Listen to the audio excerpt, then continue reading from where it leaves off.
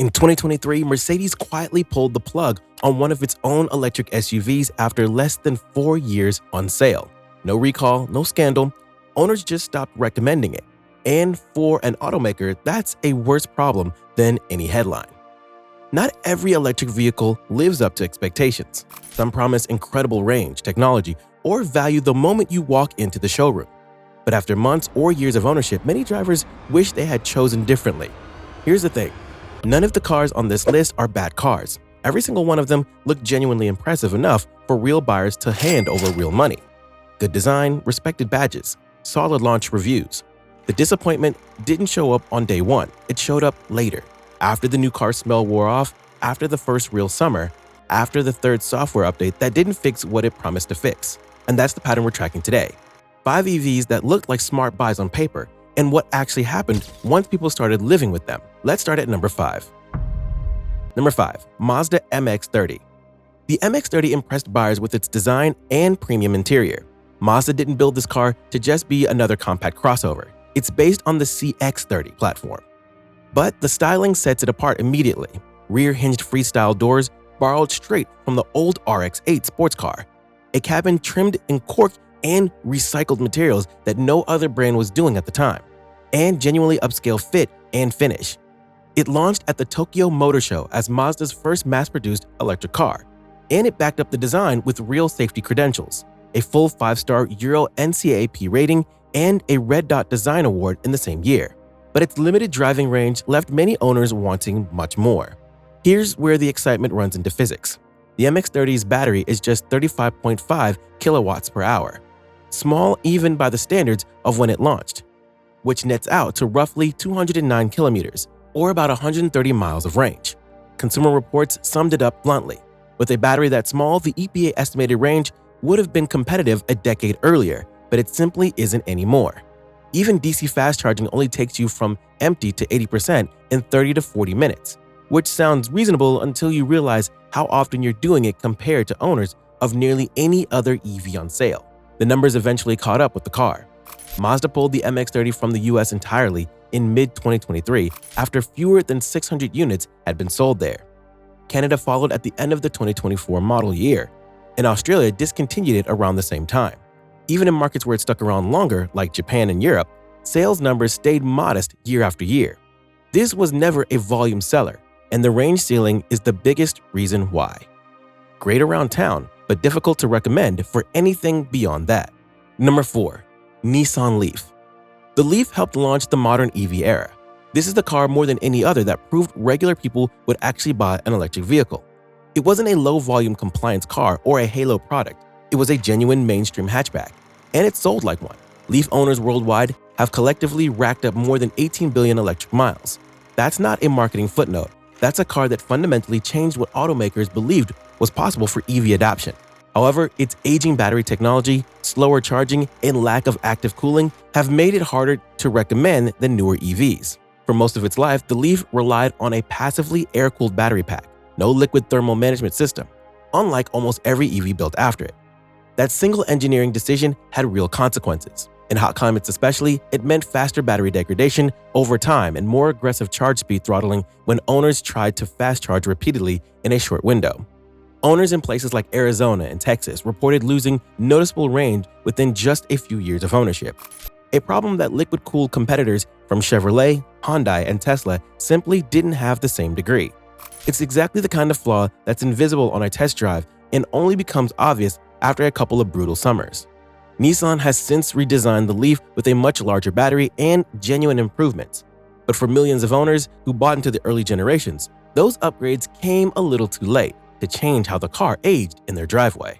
A pioneer that's beginning to show its age. Number 3. Jaguar I-PACE. On paper, the I-PACE looked like one of the best luxury EVs available. Jaguar didn't hold back on this one.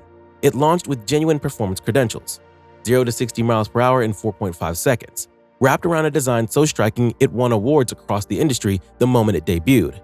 A 90 kilowatt-hour battery, backed by an 8-year, 100-mile warranty, gave buyers real reason to feel confident about long-term ownership. For a moment, it looked like Jaguar had leapfrogged the established German luxury brands straight into the EV era. In reality, many owners experienced software glitches, recalls, and higher than expected maintenance concerns. The I-PACE has been the subject of multiple recalls tied directly to battery and charging system issues, some serious enough to trigger temporary stop-sale orders while Jaguar worked through fixes. Beyond the recalls, owner forums and reliability surveys have repeatedly flagged software freezes, infotainment bugs, and inconsistent range estimates that didn't match real-world driving. None of that shows up in a 15-minute test drive at the dealership. It shows up 18 months in, when the car you bought for its refinement starts feeling like the least refined part of your day. And because the I-PACE competes directly against German rivals with much larger service networks, owners who did run into problems often found parts and repairs slower and pricier than they expected from a mainstream luxury purchase. A great driving experience, but not always a great ownership experience. If you've made it this far, you already know the next two are going to sting a little more. Hit subscribe now so you don't miss where this list actually ends up. Number 2. VinFast VF8. The VF8 entered the market with big ambitions. Backed by an 87.7 kilowatt-hour battery, up to 402 horsepower, and an EPA estimated range of 256 miles, the VF8 arrived with a spec sheet that could genuinely compete with established players. It's Vietnam's first serious attempt at cracking the global EV market, and VinFast backed it with a 10-year, 125-mile warranty, longer than almost anything else in the segment, plus access to more than 90,000 public chargers across North America. On paper, it was a legitimate contender, but early buyers frequently criticized the software driving refinement and overall user experience.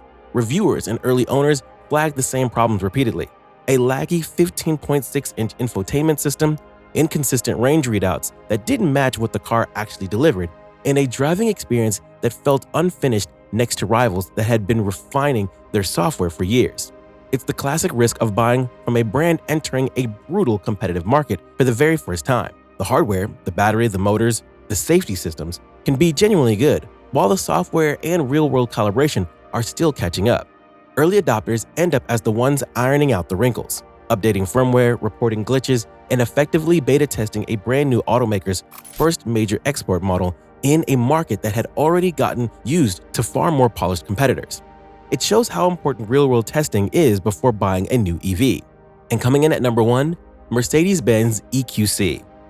The EQC delivered the luxury buyers expected from Mercedes. As the very first vehicle in Mercedes' all-electric EQ lineup, the EQC arrived loaded with the brand's signature MBUX voice assistant, activated with a simple "Hey Mercedes," alongside dual 10.25-inch displays and a genuinely quick DC fast charge from 10 to 80% in around 40 minutes. It carried a full 5-star Euro NCAP rating and offered exactly the kind of polish Mercedes buyers expect. For a first attempt in a dedicated EV, it was a confident one. But compared to newer rivals, many owners felt it lacked range, charging speed, and efficiency. An 80 kilowatt-hour battery returned only around 354 kilometers, roughly 220 miles, of EPA-adjusted range, noticeably behind rivals launching in the exact same window. By the time competitors were pushing past 300 miles of range and charging meaningfully faster, the EQC's numbers had started looking dated fast, in a segment where being a step behind matters more than almost anywhere else. Mercedes ended EQC production in 2023, just 4 years after launch, and rolled the lessons learned straight into its next generation of EQ models instead of trying to update this one. For owners who bought in during those first couple of years, that meant watching their 6-figure adjacent luxury purchase get technologically leapfrogged by cars costing tens of thousands less, sometimes within the same ownership cycle. Sometimes being first isn't enough when the competition moves this quickly. What these EVs have in common: although they're very different vehicles, a city-sized crossover, a mainstream hatchback, a British luxury SUV, a Vietnamese newcomer, and a German flagship, on paper, these 5 cars have almost nothing in common. Different price points, different countries of origin, different buyers entirely. Small compromises can become big frustrations over time. None of these are cars that failed outright. Every one of them sold, delivered, and got real people from point A to point B for years, sometimes very happily. But electric vehicles live and die on details that simply don't show up in a 15-minute test drive. How the battery ages after 2 brutal summers, how the software feels after the 10th update that was supposed to fix something, how charging speed holds up on an actual road trip instead of a short commute. That's the real gap between a car that looks great in the showroom under dealership lighting and a car owners are still genuinely happy with 3 years and 30,000 miles later. It's also why owner reviews and long-term reliability data end up mattering more for EVs than they ever did for gas cars. The technology itself is still young enough that a single design choice, like skipping active battery cooling or shipping software before it's ready, can define the entire ownership experience years down the road. If there's one lesson buried in all 5 of these stories, it's that spec sheets tell you what a car can do on its best day. Ownership tells you what it does on average. The MX-30's design didn't change. Its range still runs out fast. The Leaf's mainstream success didn't stop its battery from aging without cooling. The I-PACE's award-winning looks didn't stop the recalls. The VF8's ambition didn't finish the software on day one. And the EQC's luxury badge didn't stop faster, cheaper rivals from making it outdated within a couple of years. The good news is that none of this is unique to electric vehicles. Gas-powered cars have always had their own versions of these regrets. The model with the transmission that never quite worked, the trim that felt cheap after year 2. EVs just compressed the timeline because battery tech, charging networks, and software all move faster than combustion engineering ever did. A car that felt cutting edge at launch can feel a full generation behind within 3 years, simply because the rest of the market kept moving. That's not a reason to avoid EVs. It's a reason to look past the spec sheet and dig into how a car actually holds up once the warranty clock starts ticking. So, which one of these surprised you the most? Drop your pick in the comments. And if you want to see which EV owners actually love long-term instead, subscribe so you don't miss it.